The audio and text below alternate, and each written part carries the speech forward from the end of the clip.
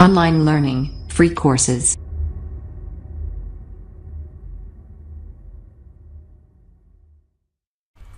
All right, so in this video, we're going to be talking about how the gig packages and gig extras are where you make your real money on Fiverr. So as a seller, when you're just starting out, I know we've talked about a lot of the perks that you get once you're a top seller, but when you're just starting out, you can have the option to create up to 7 different gigs, which you definitely want to do because the more gigs that you create, you never know. Like, you may think that you know what people want out there, but you never really know what it is that's going to like be that one thing that makes you your bread, that's going to be like your bread and butter earner, right? So what I mean by that is, when I was first starting on Fiverr, I think the first services that I offered was WordPress optimization, and I started it real cheap, like $5 a page. And I got a lot of sales. That was my best seller until I became like a level 2.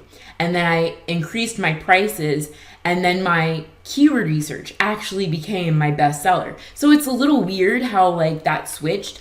But also, once I did that vacation thing that I was telling you guys about, and I put my gigs on vacation, and I lost all those rankings, then that was then when I had to earn all of that back. My keyword research actually outperformed my WordPress. So it's just, like I said, it's kind of weird how that happens. I'm sure it had a lot to do with how many users were offering those gigs at that time, and how many people were optimized for it, and a bunch of other things like that. But with that being said, you do want to, when you're first getting started, create as many gigs as you can.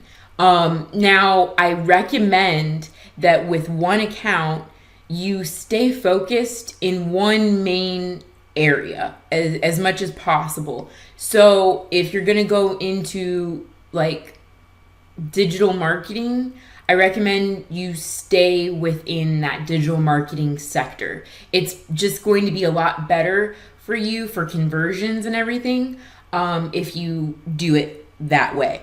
It also helps because your username and your profile are all based around usually one centric idea. So you want to kind of stay around that same idea when you're creating all of your gigs. Now, that's not to say that you can't create 1 or 2 gigs that are kind of like, maybe you're doing like 5 digital marketing gigs. Maybe you want to do 2 fun and lifestyle gigs just to see. Try it out, see what happens. I just know typically from my personal experience and other top sellers that they usually stay within one main niche, and that's where they make most of their money. So that's just food for thought.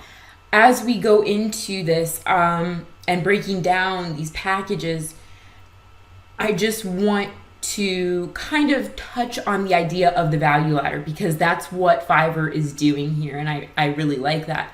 I think, businesses do need packages. And when I was starting on Fiverr for the first 2 years, we didn't have this, and people that started even before me, they didn't have this. So there's people that was working on Fiverr for 5, maybe even, I'm not even sure when they first started, but maybe like 2012. No, 2010. So geez, there's been people that have been working on Fiverr for like, 5, 6, 7 years that didn't have these packages at all. All they had was the $5 services, and even the gig extras were new. That was rolled out when I was in my second year and a half in. So I mean, it's been such a blessing that they've rolled these things out for us and have been able to expand our earning potential.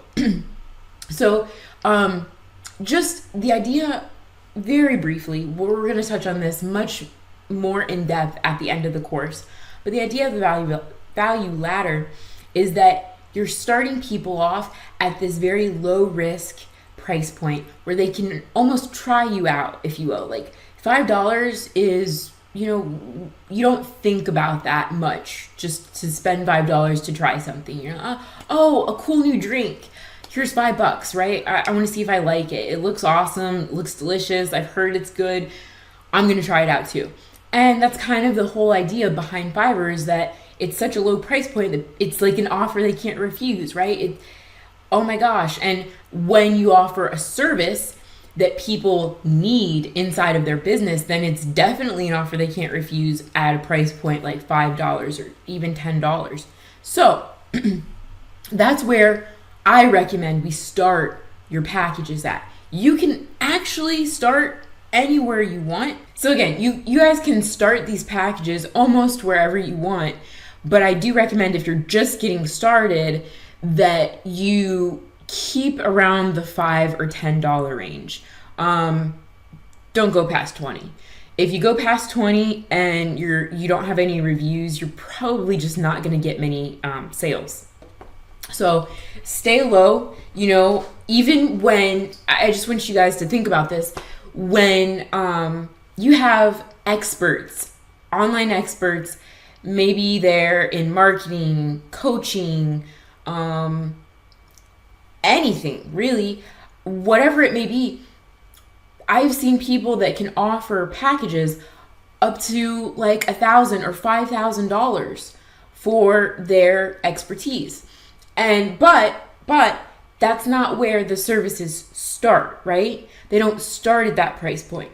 So there's a value ladder that ascends, and as you go further and further through the journey with your customer, those packages and those services and those price points get higher and higher. So we always want to start off, like, even, who's a good example? Someone like Russell Brunson. He is like a multi-millionaire many times over in the digital marketing industry. And yet he has a book that sells for, I think he gives it away for like $9, $7, $8, $9, something like that. It's under $10. So he's starting his value ladder at $10. And again, here we are on Fiverr starting at the $5, $10 range. So I just want to make that correlation that even though we're starting somewhere that's a low price point, that doesn't mean that we can't scale up. And that's exactly what these gig extras and these packages help us do. Because now someone doesn't just see this $5 offer. They also get to see our $25 offer and our $100 or whatever, whatever the price point may be here. A lot of people like to follow the 5, 25, 50 scale, which I do recommend. For me, I wanted to order or I wanted to deliver, and be able to offer a very low package. Like, someone is able to just like taste test, like, try me out, see what my quality's like, and work with me for a little bit and just see. And then here's my, where you actually get a better idea of what the real service is. And this is where I offer my organic keyword competition, and they get to see more in-depth, more information into their keywords and how those are going to, how they're going to be able to rank for those in Google. And then, of course, here is where I'm doing massive keyword research for them. I'm doing over 300 keywords, and I'm digging deep. This is like perfect for someone who's just getting started and they want to build out a website, and they want to build out a value ladder, and they want to know what all those good keywords are for their products and services online. This is exactly who that's for. So I wanted to offer a little bit of something for everyone, right? That's the whole idea behind packages. You want something that's very low level, low risk entry point here. And then you want something, maybe it's $25, maybe it's $50, something that's very manageable and that people will get a good value from, though. They'll still be able to get tremendous value. And yet, you're still saving this premium value, that 5-star experience, that over the top delivery for your premium packages, where you can really give them like the white glove treatment and you're doing it all for them, whatever this service may be. right? But again, you want to make sure that this is properly divvied up so that it's a little bit of something for everyone. And the standard package should always be like your most popular package, because this typically should be the best value. Here, this can be a great value for people, but you're just not going to get as many people willing to shell out $100 off the bat as you are $5 and $25. So there's the packages broken down. Also the delivery times. And just a little thing about delivery times is that a lot of people think the faster the better, and that is true to a certain extent.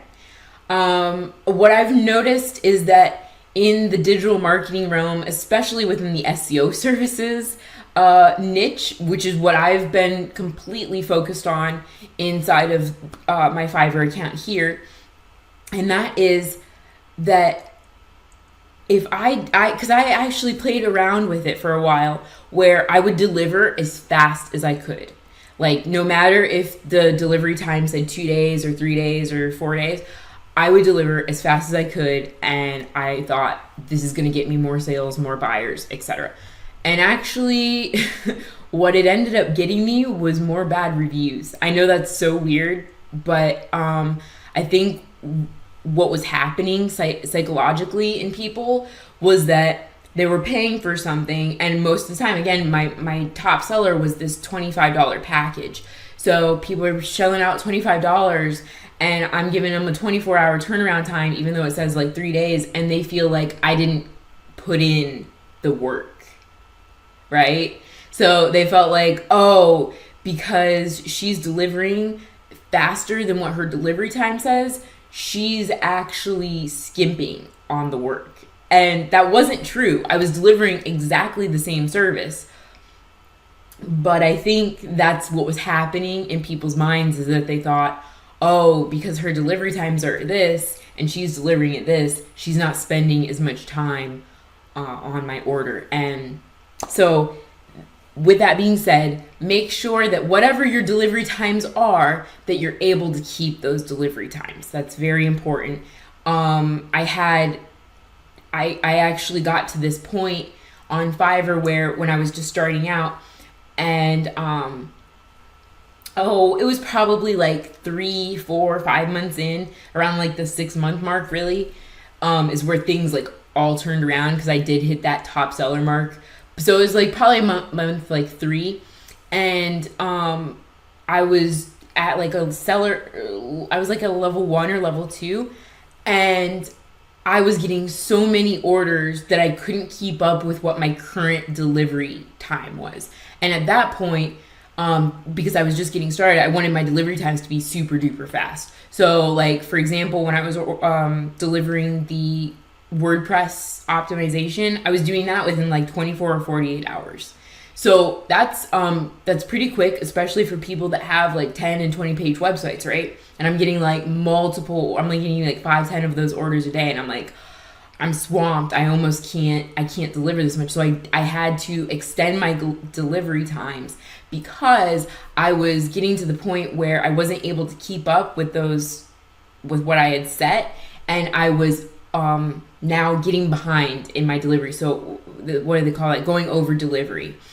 When you have, I just want to show you guys real quick. When you have an order in queue, come on, orders. You're gonna have a timer, like a countdown clock, and it's cool because it lets you know exactly how much time you have left. But the problem was, when I was getting so many orders, I was going over these delivery times, and that significantly lowers your sales. Outside of messaging times and your response rates, that's probably the number one most important thing. And then I would put messages second. So if your delivery times, if you're going over those, that's huge. So if you're going over, you need to extend your delivery times. So make sure it's something that's manageable. And once you reach that threshold where you're getting so many sales that you can't deliver at that point anymore, make sure that you go ahead and extend those delivery times. Like seriously, that day, the day that you get too many orders where you're starting to go over, extend your delivery times so that way you're not being penalized in sales for going over. You won't be penalized, like you're still gonna get a bunch of sales even with 4 or 5 day delivery times. That's average. When you're starting out, try to go as fast as you can, and then when you reach that threshold, go ahead and extend. So that is packages, that is delivery times.